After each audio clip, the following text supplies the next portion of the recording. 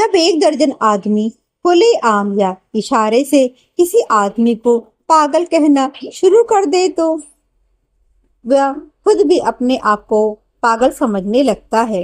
भूतपूर्व gate keeper Govind Singh के साथ भी यही हुआ और इसके लिए लोगों को दोष देना भी गलत है। ऐसे आदमी के लिए आप भी क्या कहेंगे जो अपने हाथ में एक रजिस्टर्ड लिफाफा लिए आपके पास आए और पूछे, मुझे बताइए कि इसके भीतर क्या है। इस बात का जवाब यही होगा कि खोलिए और देख लो। लेकिन इस बात से वह इतना डर जाता जिसका जवाब नहीं था। नहीं नहीं, मैं यह नहीं कर सकता। यह कहकर वह अपने किसी दूसरे परिचित के पास जाकर खड़ा हो जाता और यही सवाल उससे भी करने लगता था। सब उसे यही जवाब देते तो वह कहने लगता कि आप सब पागल हैं। फिर किसी ने उससे कहा कि अगर तुम इसे खोलना भी नहीं चाहते और जानना चाहते हो कि इसके भीतर क्या है तो एक्सरे करवाने के लिए इसे किसी अस्पताल लेके जाओ। यह सलाह उसे एक भूतपूर्व कंपाउंडर ने दी थी जो दूसरी सड़क पर रहता था। यह क्या होता है? गोविंद सिंह ने पूछा। जब उसे एक्सरे क्या होता है यह समझाया गया तो पूछने लगा, ऐसा अस्पताल कहाँ मिलेगा जिसमें एक्सरे होता है? लेकिन इस विषय में आगे बढ़ने से पहले हमें यह जानना पड़ेगा कि यह समस्या पैदा क्यों हुई। सन 1914-18 के बीच पहले विश्व युद्ध के बाद जिसमें वह लड़ा था, उसे इंग्लैंडिया दफ्तर में गेट कीपर की नौकरी के लिए सिफारिशी चिट्ठी मिली थी। उसे यह काम बहुत अच्छा लगा। उसे एक खाकी ड्रेस पहनने को दी गई जिसके कंधे पर तार पट्टी थी और हाथ में रखने के लिए एक छोटी सी छड़ी थी। छड़ी हाथ में पकड़कर वह गेट पर रखे एक स्टूल पर बैठ गया। मैनेजर की गाड़ी जब फाटक से घुसती तब सीधे खड़े होकर वह उसे मिलिट्री सैल्यूट मारता। दफ्तर में 100 के करीब कर्मचारी थे और जब वे भीतर आते या बाहर जाते तो वह उन पर नजर रखता। समय समाप्त होने पर जब जनरल मैनेजर सीढ़ियों से खट खट करता नीचे उतरता तो वह सीधा तनकर खड़ा हो जाता और उसके जाने के बाद सभी 100 कर्मचारी एक एक करके बाहर निकलना शुरू कर जाते। फिर वह दरवाजा बंद करता, स्टूल उठाकर भीतर रखता और उसी पर अपनी छड़ी भी तिरछी करके टिका देता। फिर बाहर निकलकर वह मुख्य फाटक पर ताला लगाकर उसे भी सील कर देता। इसी तरह उसने नौकरी के 25 साल गुजार दिए थे और फिर पेंशन दी जाने की प्रार्थना की थी। वह अभी रिटायर होने की बात न सोचता, लेकिन अब उसकी नजरें कमजोर हो चुकी थीं और कान भी ऊंचा सुनने लगे थे और मैनेजर जब सीढ़ियों से नीचे उतरते तो उसे सुनाई नहीं पड़ता था कि वे आ रहे हैं। 10 कदम दूरी पर आ रहे व्यक्ति को वह पहचान नहीं पाता था कि कौन आ रहा है। उसे कंपनी अध्यक्ष के सामने पेश किया गया जिसने कागजों से सिर उठाकर कहा, तुम्हारे काम से कंपनी बहुत संतुष्ट है, इसलिए तुम्हें आजीवन 12 रुपए महीने की पेंशन दी जाने का फैसला किया जाता है। गोविंद सिंह ने एड़ियां जमाकर सिर उठाकर सैल्यूट किया, फिर पीछे घूमकर प्रसन्न मन से कमरे से बाहर निकला। यह दूसरी बार अध्यक्ष ने उससे बात की थी। पहली बार तब जब उसे इस कंपनी में नौकरी दी गई थी, तब वह जैसे ही अपनी ड्यूटी पर आकर खड़ा हुआ था, अध्यक्ष ने भी दफ्तर में पैर रखा था। नया आदमी देखकर उसने पूछा था, कौन हो तुम? और उसने सैल्यूट मारकर फुर्ती से जवाब दिया था, सर मैं नया गेट मैन हूँ। उसके बाद 25 साल बाद यह दूसरी बार बात हुई थी। दोनों दफा यद्यपि अध्यक्ष ने बहुत कम शब्द बोले थे, उन्हें सुनकर उसमें मानो बिजली दौड़ गई थी। सिंह की नजरों में वह देवता के समान था और देवता भी जिंदगी में कभी कभी ही प्रकट होकर 2-4 शब्द ही बोलते हैं। कई दफा जब वह चुप बैठा सोचता रहता तो उसके दिमाग में अध्यक्ष की गरिमा और व्यक्तित्व की तस्वीर बनती रहती। पेंशन मिलने के बाद भी उसकी जिंदगी उसी तरह सुख से बीतती रही। पेंशन के रुपए और उसकी बीवी 2 घरों में झाड़ू पोछा करके जो कुछ कमाती थी, दोनों को मिलाकर उसका खर्चा बहुत अच्छी तरह चल जाता था। खाना खाकर वह घर से निकल जाता और मित्रों से मिलता जुलता, फिर एक सिगरेट की दुकान पर जिसे उसका एक संबंधी चलाता था जाकर जम जाता था। महीने की पहली तारीख को ही उसके इस कार्यक्रम में फेर पड़ता था जब वह वर्दी पहनकर अपने दफ्तर जाकर अकाउंटेंट से पेंशन का पैसा लेने जाता। जब कभी पैसा लेने वह शाम को जाता तो सड़क के किनारे खड़े होकर अध्यक्ष के बाहर आने का इंतजार करता और गाड़ी में बैठते समय उन्हें सैल्यूट मारकर घर वापस आता। अब उसका समय बिल्कुल खाली था, चारों तरफ फैला फालतू समय था। अपने बारे में उसने एक नया आविष्कार किया। वह मिट्टी और लकड़ी का बुरादा मिलाकर खिलौने बनाने लगा। उसे अचानक ही एक दिन इस बात का ज्ञान हुआ कि जब एक बच्चा अपना टूटा खिलौना लेकर आया और उसे ठीक करने को कहने लगा, उसने खिलौना ठीक ही नहीं कर दिया, बल्कि उससे पहले जैसा अच्छा बना दिया। इस बात से उसे खुद में बड़ी खुशी हुई और इसके बाद वह उसी काम में लग गया। उसके घर के पिछवाड़े काफी अच्छी मुलायम मिट्टी थी और संबंधी की सिगरेट की दुकान के बगल में आरा लगा था, जहां उसे लकड़ी का बुरादा मिल जाता था। रंग वह दुकान से खरीद लेता था। दो चार आने में बहुत से रंग मिल जाते थे। अब उसका समय बड़ी तेजी से बीतने लगा। घर के सामने की जगह में उसने अपना काम शुरू कर दिया और देखते ही देखते रंग बिरंगे तरह तरह के खिलौनों की नुमाइश सी खड़ी हो गई। यह एक पूरी दुनिया थी। पशु पक्षी आदमी मकान, पूरे पूरे गांव और बाजार। फाटक पर खड़ा हुआ जो भी देखता रहता था, भिखारिन, मदारी, अफसर, खोमचे वाला, सब्जी बेचने वाला, सब कुछ उसने बनाकर पटरी पर सजा दिए। मिट्टी और बुरादे से ये सब बनाकर वह इन्हें लकड़ी के पतले टुकड़े में जड़कर सामने सजा देता था। फिर इन्हें उसने सिगरेट की दुकान पर रखना शुरू कर दिया, जहां इनकी बिक्री भी होने लगी, पैसा भी आने लगा। लेकिन पैसे से ज्यादा खुशी उसे इन्हें बनाकर मिलती थी। दूसरी दफा जब वह पेंशन लेने गया तब उसने अपने साथ सबसे अच्छा खिलौना लेकर गया। उसे अकाउंटेंट को देकर बोला, इसे साहब को दे देना। इसके बाद फिर जब वह पेंशन लेने गया तो एक और खिलौना खेलते हुए बच्चे साथ ले गया और उसे भी अकाउंटेंट को दे आया। पूछा, साहब को मेरा खिलौना कैसा लगा? अच्छा लगा, यह खिलौना भी उन्हें देना। इसके बाद हमेशा वो अपने साथ एक खिलौना साहब को देने के लिए ले जाता और अकाउंटेंट से पूछता, साहब को खिलौना कैसा लगा? हर बार उसे यही जवाब मिलता, बहुत अच्छा लगा उन्हें। उन्होंने कहा, बहुत अच्छा बनाया है। इसके बाद उसने एक बार बहुत बड़ा खिलौना बनाया। इसमें उसने दफ्तर का फाटक बनाया। गेट पर वह वर्दी पहने खड़ा है और साहब गाड़ी से उतर रहे हैं।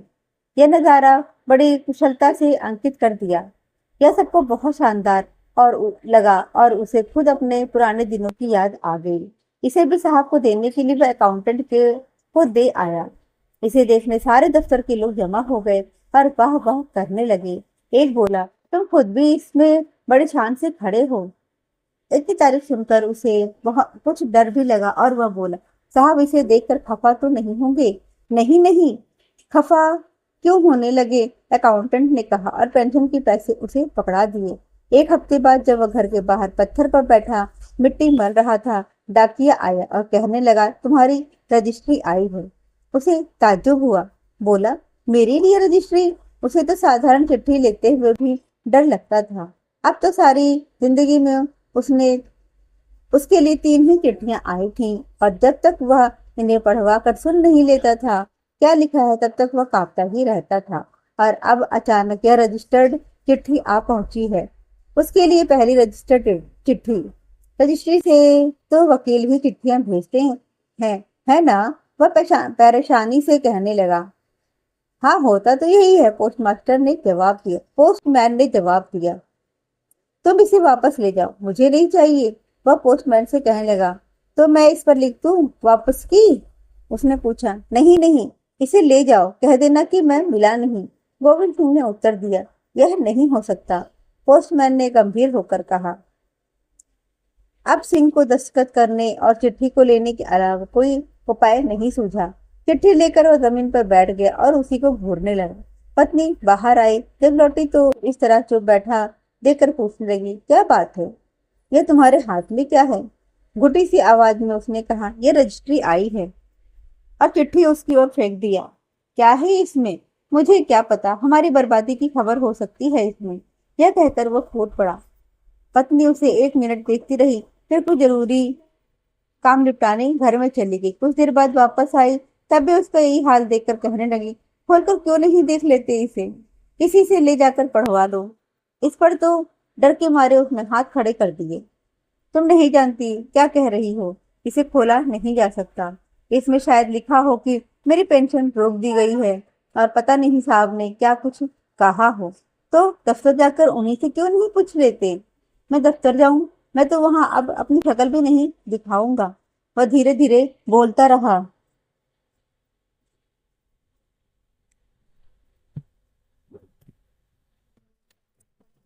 सारी जिंदगी मेरे खिलाफ एक भी बात नहीं कही गई, और अब वह कांपने लगा। मैं जानता था दफ्तर का मॉडल बनाकर मैं परेशानी मोल ले रहा हूँ।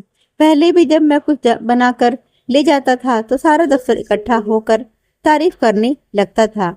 यह सब यह सब भी साहब के कानों में जरूर पहुंचा होगा।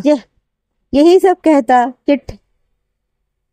चिट्ठी हाथ में लिए वह घूमता रहा। खाने में उसकी रुचि पर घूमता। जो साफ सुथरी सैनिक की उसकी जिंदगी को देखते हुए लोगों को बहुत अजीब लगता था। उसकी पत्नी की मानसिक शांति भी समाप्त हो गई थी, और वह भी पति के लिए बहुत चिंतित रहने लगी थी। उसे जो भी मिलता उससे वह यही सवाल करता, इस पत्र में क्या है, मुझे बताओ। लेकिन वह इसके लिए तैयार नहीं होता था कि पत्र खोलकर देखे कि उसमें क्या लिखा है। अंत में यही हुआ कि सिंह ने एक्सरे वाले अस्पताल का पता लगाया, जो रेस कोर्स रोड पर था। जब वह फाटक पर पहुंचा तो देखा कि वहां गाड़ियों की लाइन लगी थी और बाहर एक गोरखा सिपाही खड़ा था। सोफों पर बैठे बहुत से लोग पत्रिकाएं और पुस्तकें पढ़ रहे थे। उन्होंने सिंह की तरफ एक हल्की सी नजर डाली और फिर पढ़ने में लग गए। वह दरवाजे पर असमंजस की स्थिति में खड़ा रहा। यह देखकर एक सहायक उसके पास आया और पूछने लगा, तुम्हें क्या चाहिए? सिंह ने उसे सैल्यूट किया और चिट्ठी सामने बढ़ाकर पूछने लगे, मैं जानना चाहता हूँ कि इसमें क्या है। सहायक ने कहा कि खोलकर देख लो। लेकिन सिंह ने कहा, लोगों ने कहा कि आप इसे खोले बिना बता सकते हैं कि इसमें क्या लिखा है। आप कहाँ से आ रहे हैं? सिंह ने उसे अपनी जिंदगी का पूरा ब्यौरा दिया और अंत में कहा, मैंने जिंदगी भर बिना शिकायत की नौकरी की है। अब मुझे लगता है इसमें मेरे लिए कोई परेशानी छिपी है। यह कहते हुए उसकी आंखों में आंसू आ गए। सहायक ने अचरज से उसे देखा, जो जो और भी बहुतों ने यह सुनकर किया था। फिर मुस्कुराकर कहा, घर जाकर आराम करो, तुम्हारी तबीयत ठीक नहीं लगती। जाओ, घर जाओ। आप मुझे यह नहीं बता सकते कि इसमें क्या लिखा है? बहुत दयनीय होकर उसने कहा। सहायक ने पत्र हाथ में लेकर उसे देखा और पूछा, मैं इसे खोल सकता हूँ? नहीं नहीं नहीं।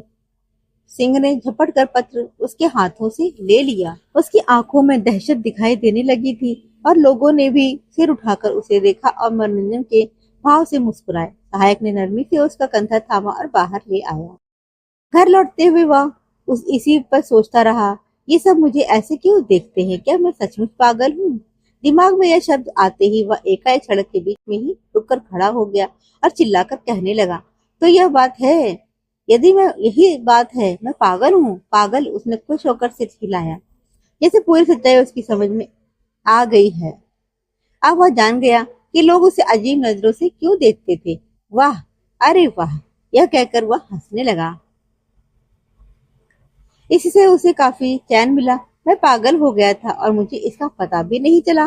वह पिछले दिनों के बारे में सोचने लगा। एक एक दिन की सभी घटनाएं जब से उसने खिलौना बनाना शुरू किया था उसकी आंखों के सामने से गुजरने लगी। 25 साल की इज्जतदार नौकरी करने के बाद कौन भला आदमी खिलौना बनाना शुरू करेगा?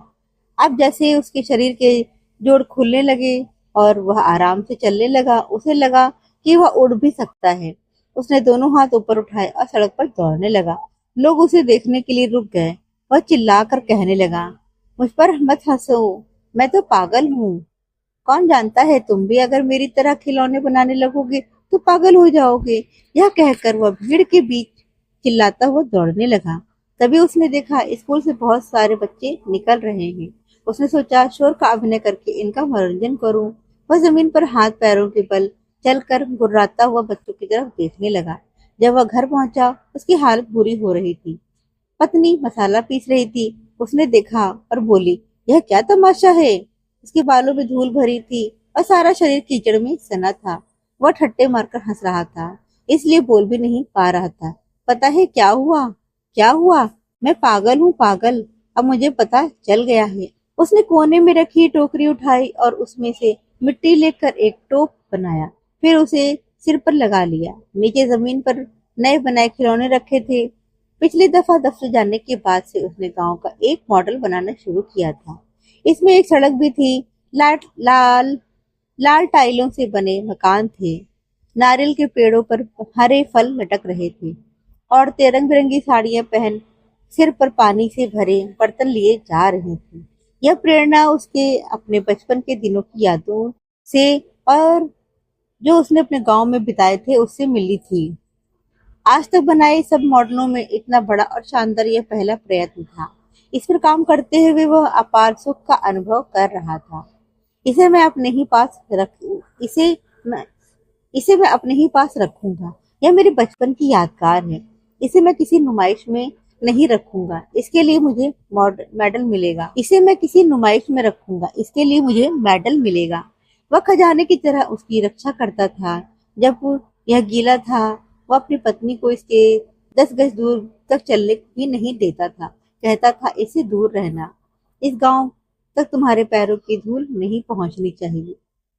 अब पागल की तरह उसने इसे देखा, फिर पैर उठाकर उसे कुचलना शुरू कर दिया। बहुत जल्द सारा मॉडल रंगीन टुकड़ों के ढेर में बदल गया। मिट्टी अभी तक कुछ गीली थी। उसने देखा सड़क पर एक गधा घूम रहा था। उसने सारा मलबा उठाया और गधे के सामने डाल दिया। अच्छा लगे तो इसे खा जाओ, यह बहुत अच्छा गांव है। इसके बाद वह फिर बाहर निकल गया। पागलों की तरह सड़कों पर टहलने लगा। फिर रुक गया, आराम से एक एक कदम उठाकर धीरे धीरे चला। गहरी सांस खींची। सिर पर टोप लगाया था जिसके भीतर से सफेद बाल निकले पड़ रहे थे। बाहें पीठ के पीछे थी। उंगलियों में वही चिट्ठी दबाए, सिर आसमान की तरफ उठाए, वह मार्केट रोड पर इस तरह आगे बढ़ने लगा मानो दुनिया का मालिक हो। उसके पागलपन ने उसे असीम स्वतंत्रता, शक्ति और उत्साह प्रदान कर दिया था। लोग उसे देखकर हंस रहे थे, मजाक कर रहे थे, परंतु उस पर किसी बात का प्रभाव नहीं पड़ रहा था। चलते चलते उसकी नजर सामने खड़े खंबे पर लगे एक बल्ब पर पड़ी। उसे देखकर वह कहने लगा, अरे पपीते जितना बड़ा बल्ब! यह बहुत दिन से पत्थर मारकर इसे तोड़ने का विचार कर रहा था, पर हिम्मत नहीं पड़ती थी। अब पागलपन की झोंक में उसने वह साहस और उत्साह पैदा कर दिया कि यह काम कर डाले, यह काम कर डाले। उसने जमीन से पत्थर उठाया और निशाना साधकर बल्ब की दिशा में फेंक दिया। बल्ब फूट गया और उसकी आवाज उसे संगीत की तरह लगी। एक सिपाही दौड़कर आया और उसका कंधा पकड़कर बोला, यह क्या किया? उसने गुस्से में भरकर जवाब दिया, मुझे पपीते का शीशा तोड़ना अच्छा लगता है। सिपाही बोला, मेरे साथ पुलिस स्टेशन चलो।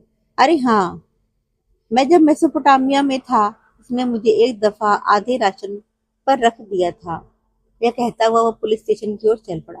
बीच में रुका, सिर एक तरफ मुड़ा और बोला, यह सड़क सीधी नहीं है। कई गाड़ियां और सड़कें उसकी तरफ आ रही थी। वह इनमें उसे कमियां दिखाई दे रही थी। ये बातें बताना चाह रहा था। वह सड़क के बीचों बीच रुक गया, हाथ फैलाए और चिल्लाकर बोला, रुको, रुक जाओ। गाड़ियां रुक गईं। साइकिलों पर सवार लोग नीचे उतर आए और उसने भाषण देना शुरू कर दिया। मैं जब मेसोपोटामिया में था दोस्तों, मैं तुम्हें वह बातें बताऊंगा जो तुम्हें पता नहीं है। सिपाही ने उसे किनारे की तरफ खींचा और गाड़ियों को जाने का इशारा किया। एक साइकिल वाला उसे ध्यान से देखकर उसकी तरफ आया और बोला, अरे यह तो सिंह है, वही अपना सिंह। अरे तुम ये कैसे कपड़े पहने हो? तुम्हें क्या हुआ भाई? पागलपन की रौ से धुंधली हुई नजर से भी वह इस व्यक्ति को पहचान गया। ये तो दफ्तर के अकाउंटेंट थे। उसने आदत के मुताबिक सीधे खड़े होकर अकाउंटेंट को सैल्यूट किया और बोला, माफ कीजिएगा सर, मैं आपको नहीं रोकना चाहता, आप जा सकते हैं। यह कहकर उसने सड़क पर आगे इशारा किया और अकाउंटेंट को उसके हाथ में वही पत्र दिखाई दिया। उसने लिफाफा पहचान लिया। हालांकि वह मुड़ तुड़ गया था और मिट्टी से भी सन गया था। सिंह, तुम्हें यह खत मिल गया? मिल गया सर, लेकिन आप चलिए, इस बारे में कोई बात नहीं करनी है। क्या बात है? यह कहते हुए उसने लिफाफा छीन लिया और बोला, तुमने इसे खोला क्यों नहीं? यह कहकर उसने लिफाफा खोल लिया और पत्र निकालकर जोर से पढ़ने लगा। जनरल मैनेजर को आपके भेजे मॉडल बहुत कथात्मक लगे हैं और इसके लिए वे आपको 100 रुपए के इनाम की घोषणा करते हैं। वे आशा करते हैं कि इससे आपको यह काम करने का प्रोत्साहन मिलेगा और इस कला में आप और ज्यादा प्रगति करेंगे। पत्र अंग्रेजी में था, इसलिए उसका पूरा अनुवाद करके भी उसे सुनाया गया और पत्र के साथ 100 रुपए का जो चेक नत्थी था वह निकालकर उसे पकड़ा दिया। यह तमाशा देखने वालों की बड़ी भीड़ लग गई थी। सिंह ने पत्र अपनी आंखों से लगाया, सिर पर हाथ मारा और जोर से बोला, सर आप बताएं, मैं पागल हूँ या नहीं? तुम बिल्कुल ठीक लग रहे हो। तुम पागल बिल्कुल नहीं हो, अकाउंटेंट ने कहा। सिंह यह सुनकर उसके पैरों पर गिर पड़ा और आंखों में आंसू भरकर बोला, सर आप देवता हैं जो मुझे पागल नहीं कह रहे हैं। यह सुनकर मैं बहुत खुश हो गया हूँ। आगंतुकों और घिर आए और पूछने लगे, आगे अब क्या करना चाहिए? आप क्या बना रहे हो? अकाउंटेंट उसकी ओर आए और पूछने लगे, अब क्या बना रहे हो? कलाकार? कुछ नहीं सर, अब मैं कुछ नहीं बनाता। यह भले आदमी का काम नहीं है। यह कहकर उसने पैसे लिए और तेज कदमों से बाहर निकल गया।